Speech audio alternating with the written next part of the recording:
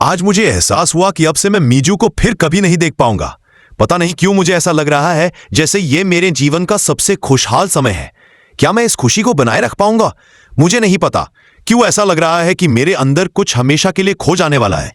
क्या मैं सब कुछ ठीक रख पाऊंगा? तभी रेड शर्ट की पत्नी मीजू कहती है, जल्दी नाश्ता करने आओ, देखो समय निकल रहा है। मैंने खाना टेबल पर रख दिया है। अरे वहां क्यों खड़े हो, जल्दी नाश्ता करो, ऑफिस के लिए देर हो जाएगी। क्या हुआ तुम्हें? क्या कल रात कोई बुरा सपना देखा था? आओ बैठो और नाश्ता करो। रेड शर्ट कहता है, हाँ क्या तुम कुछ कहना चाहती हो? मीजू कहती है, मैं खाना खाने के बाद डॉक्टर के पास जाऊंगी, बच्चे के लिए कुछ और टेस्ट करवाने हैं, डॉक्टर से कुछ और सलाह भी लेनी है, इसलिए मैं खाने के बाद घर पर नहीं रहूंगी। सोच रही हूं डॉक्टर से मिलने के बाद मां के पास भी चली जाऊं, इसलिए घर पर नहीं रहूंगी। राइस कुकर में चावल है और फ्रिज में सूप रखा है, उसे गर्म करके चावल के साथ खा लेना। क्या हुआ तुम्हारी आंखों को? क्या तुम किसी बात की चिंता में हो? सुन रहे हो मैं क्या कह रही हूं? रेड शर्ट कहता है, हाँ सुन रहा हूं, और हाँ धन्यवाद, तुमने अपनी गर्भावस्था के बावजूद मेरे लिए खाना बनाया। डॉक्टर से मिलने के बाद सीधे अपनी मां के घर चली जाना, मैं वहां से तुम्हें लेने आ जाऊंगा, इसलिए चिंता मत करना। मिजू कहती है, अरे तुम्हें आने की जरूरत नहीं, मां का घर बहुत पास है, इसलिए मेरी चिंता मत करना। समझे, अचानक कोई आवाज आती है। किसने कहा कि सब कुछ ठीक है? क्या तुम सोचते हो कि तुम इतनी शांति से जी पाओगे? मैं तुम्हारी इस शांति को नष्ट कर दूंगा। मिजू कहती है, क्या हुआ, खाना अच्छा नहीं बना क्या? क्यों कुछ बोल नहीं रहे? सुन रहे हो मैं क्या कह रही हूं? फिर वह आवाज कहती है, क्या तुम सोचते हो कि तुम्हारी पत्नी जिंदा है? तुम एक हत्यारे हो। हत्यारे का कोई परिवार नहीं होता। तुम्हारी पत्नी तुम्हारे ही अपराध के कारण मरी है। यह तुम्हारी गलती है, तुम्हारी वजह से सब कुछ बिगड़ गया। तुम्हारी गलती के कारण ही मेरी मौत हुई और मैं और मेरा बच्चा इस श्राप में फंस गए। अब रोने से कुछ नहीं होगा, रोने से कुछ भी ठीक नहीं होगा। तुम्हारी सफेद शर्ट अब लाल हो चुकी है, जाओ और इस लाल शर्ट को धो दो ताकि तुम्हारी जिंदगी की लाल शर्ट फिर से सफेद बन सके। रेड शर्ट कहता है, मिजू तुम सही कह रही हो, यह मेरी गलती है, मैं ही इसके लिए जिम्मेदार हूं। ठीक है मैं अभी आता हूं, खाने के लिए तुम खाना तैयार रखना। अगले दृश्य में हम देखते हैं रेड शर्ट खुद से कहता है, लेकिन अब क्या फायदा, मैं कुछ भी नहीं कर पाया, सब कुछ एक पल में खत्म हो गया। मैंने अपनी सारी खुशियां, अपना सबसे कीमती चीज खो दिया। फिर पता चलता है कि यह सब उसकी कल्पना थी। मनसी सोचता है, आखिर इस आदमी रेड शर्ट ने कितने लोगों को मारा होगा? सच में यह सोचकर भी हैरानी होती है। मनसू कहता है, क्या तुम सो रहे हो रेड शर्ट? उठो और होश में आओ, देखो मैं तुमसे कह रहा हूं यह सब बंद कर दो। मैं नहीं चाहता कि तुम यह सब दोबारा करो। मैं देख रहा हूं कि इस समस्या का हल कैसे निकाला जा सकता है। रेड शर्ट गुस्से में मनसू के सामने आता है। मनसू उसकी पीड़ा देखकर कुछ कह नहीं पाता। मनसू कहता है, लगता है ली बोंगवॉन के लोग चेयरमैन ली क्वांगवॉन के आदमियों को रोक रहे हैं, इसलिए उन्हें आने में समय लग रहा है। मैं जाकर उनकी मदद करता हूं, फिर वापस आकर इन लाशों और कचरे को साफ कर दूंगा। तुम्हारी पत्नी ने हमें कई बार खाना खिलाया है, लेकिन जब से तुम यहां आए हो हमने तुम्हारी पत्नी का बनाया खाना खाना बंद कर दिया है। क्या तुम यकीन से कह सकते हो कि इस हालत में तुम चेयरमैन ली को मार पाओगे? अगर हां तो मार दो। अगले दृश्य में हम देखते हैं कोई किसी को जोर से लात मारकर गिरा देता है। वह आदमी ऊपर से गिरकर उनके बीच आ जाता है। कुछ पल के लिए सभी रुक जाते हैं। फिर मंकी मैन बहुत तेज दौड़ने लगता है। लाल कोट वाला आदमी कूदकर उसे लात मारने जाता है, लेकिन मंकी मैन बच निकलता है। फिर लाल कोट वाला आदमी साइड से उसे जोर से लात मारता है। उनकी भयंकर लड़ाई देखकर सब कहते हैं, यह बूढ़ा आदमी बहुत अच्छा फाइटर है, इसे ताइक्वांडो बहुत अच्छी तरह आता है। दूसरा कहता है, मुझे पता था कि इसने बहुत पहले रिटायरमेंट ले ली थी, फिर ये यहां क्या कर रहा है? कोई और कहता है, इसने तो 10 साल पहले ये काम छोड़ दिया था, तो फिर वह अब लौटकर क्यों आया?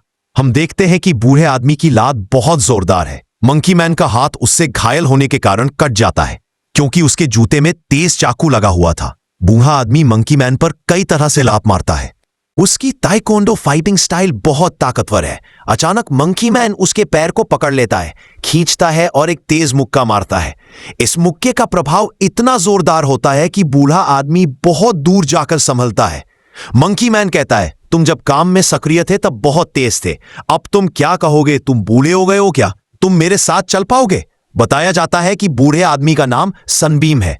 सनबीम पुरानी पीढ़ी के एक फाइटर है। हम देखते हैं कि उम्र के कारण सनबीम को लड़ने में मुश्किल हो रही है। मंकी मैन वही ठहरा खड़ा रहता है। फिर किनारे से कोई कहता है, देखो और लोग हमारी मदद को आ रहे हैं। हम देखते हैं कि ये सब लोग लिफ्ट से आ रहे हैं और ये कोई और नहीं बल्कि ली बोंगवॉन के लोग हैं। एक बॉस कहता है, सबको मार डालो, फिर सभी फिर से लड़ने लगते हैं। सनबीम कहता है, क्या हुआ मंकी मैन?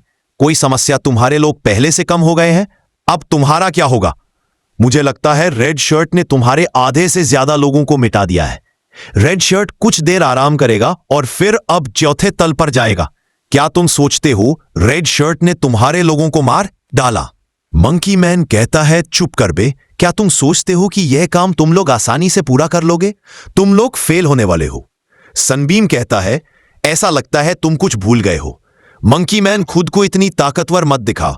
मुझे अच्छे से पता है, मैंने तुम्हारे पैर की हालत खराब कर दी है। तुम ज्यादा देर तक टिक नहीं पाओगे। अब तुम पर क्या बीतेगा, मैं तुम्हारी हालत और खराब कर दूंगा। अगले दृश्य में हम देखते हैं कि चौथे तल पर एक तंदुरुस्त व्यक्ति खड़ा है। वो सामने की ओर देखता है, कोई उसकी तरफ आ रहा है। वो पास आते हुए कहता है, क्या बाकी लोग कहाँ गए? ये रेड शर्ट यहां क्यों आ रहा है? मैनेजर सीओ, कृपया मेरी मदद करो। वह रेड शर्ट मुझे मार डालेगा। मेरे साथ जो लोग थे सब मारे जा चुके हैं। फिर मैनेजर उसे जोरदार थप्पड़ मारता है। मैनेजर उसे इतना जोर से थप्पड़ मारता है कि वो दीवार से टकराकर वहीं मर जाता है। मैनेजर सीओ कहता है, तुम में इतनी हिम्मत थी, तुम भाग रहे थे। तुम एक कीड़ा हो। या तो तुम रेड शर्ट के हाथों मरोगे या मेरे हाथों। तुम पास आ गए हो। मैंने सोचा भी नहीं था कि तुम हमारे सारे लोगों को मार डालोगे। तुम्हारी हालत बहुत खराब है। तुम यहां से भाग भी नहीं पाओगे। मैनेजर शैतान की तरह हंसता है और कहता है, यही मैं तुम्हें मार डालूंगा। अगर बाकी कोई तुम्हें मार नहीं पाया तो क्या मैं जरूर मार पाऊंगा। चेयरमैन, मुझ पर भरोसा कर सकते हैं। तुम्हें हमारे साथ ही रहना चाहिए था। अचानक मैनेजर सीओ रेड शर्ट पर हमला कर देता है। रेड शर्ट जल्दी से उस जगह से हट जाता है। मैनेजर सीओ फिर से रेड शर्ट पर वार करता है। रेड शर्ट भी उस हमले से बच जाता है। साइड में हटकर उसके पीछे पहुंच जाता है। वह उसके पीछे जाकर चाकू से उसकी टांग काट देता है। यह देखकर मैनेजर को कई बार रेड शर्ट पर हमला करने लगता है, पर रेड शर्ट उन सभी हमलों से बच जाता है। रेड शर्ट अपने आप को बचाने के लिए सामने एक फायर एक्सटिंग्विशर फेंक देता है। उसी समय मैनेजर सीओ का हमला उसी फायर एक्सटिंग्विशर से टकराता है। रेड शर्ट पीछे हटना शुरू कर देता है। मैनेजर हंसता हुआ कहता है, क्या तुम सोचते हो तुम्हारा शरीर ऐसी हालत में है कि तुम मुझसे लड़ पाओ? हम देखते हैं कि रेड शर्ट की हालत बहुत खराब हो जाती है। फिर रेड शर्ट चाकू से मैनेजर का हाथ काट देता है। मैनेजर सीओ का हथियार उसके हाथ से गिर जाता है और ठीक उसी क्षण रेड शर्ट के पास मैनेजर सीओ को मार डालने का मौका आ जाता है। अगले दृश्य में हम चेयरमैन के कमरे में किसी को कहते हुए देखते हैं, चेयरमैन, बाहर बहुत शोर हो रहा है। लगता है रेड शर्ट मर गया है। फिर कोई वॉकी टॉकी पर कहता है, चेयरमैन, आप सुन रहे हैं? ली बोंग वोंग के लोग जीत रहे हैं। उनके लोग हमारे लोगों को मार रहे हैं। हमारा सीनियर कुत्ता चिकन पिग माइनस हार गया है और हमारा मंकी मैन भी हार चुका है। अब हम क्या करें? अगले दृश्य में हम देखते हैं कि कुछ लोग कह रहे हैं, यहां से भागो, ये बूढ़ा आदमी बहुत जोरदार है, हम हार रहे हैं। अगर हम अभी भागे नहीं तो हमें मार डाला जाएगा। हम देखते हैं कि सभी भागने लगते हैं। अगले दृश्य में फिर से रेड शर्ट की लड़ाई दिखाई जाती है। हम देखते हैं कि रेड शर्ट फिर से मैनेजर पर हमला करता है और उसे सीने में छुरा घोंप देता है। फिर वह छुरी बाहर निकालता है। मैनेजर सीओ कहता है, तुम बहुत अच्छा लड़ रहे हो। खैर, मृत्यु के पास आने का एहसास अलग ही होता है। मुझे लगा था कि तुम बहुत अच्छा लड़ पाओगे, पर सच कहूं तो तुम बहुत बुरी तरह लड़ रहे हो। तुम बहुत कमजोर हो। है क्या तुम्हारे पास इतनी हिम्मत है? मैं कमजोर नहीं हूं। क्या तुम्हें पता है मैं कौन हूं? मैं इस कंपनी का सबसे ताकतवर फाइटर हूं। मैं तुम्हें यहीं काट कर मार दूंगा। अगले दृश्य में हमें चेयरमैन का कमरा दिखाया जाता है।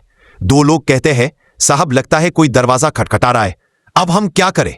चेयरमैन ली कहते हैं, वहां खड़े रहो, मत बोलो। हम देखते हैं कि दरवाजा खुलता है। कोई कहता है, मैंने तुमसे पहले कहा था कि मुझे संभालने के लिए इतनी संख्या में लोगों को भेजने की जरूरत नहीं थी। तुम सब मेरे सामने इतना गंभीर क्यों हो गए? मैंने तो कोई गंभीर बात नहीं कही थी। वाकई तो तुमने ही उन्हें भेजा था, इसलिए मैंने तुम्हारे लोगों का हाल खराब कर दिया। चेयरमैन ली, आप इतने आश्चर्यचकित क्यों है? मैंने तुम्हारे लोगों को सुला दिया है। रेड शर्ट गुस्से में कहता है, अब हम अपने बीच हिसाब बराबर करेंगे। आप आगे बढ़िए, हम हिसाब कर लेंगे।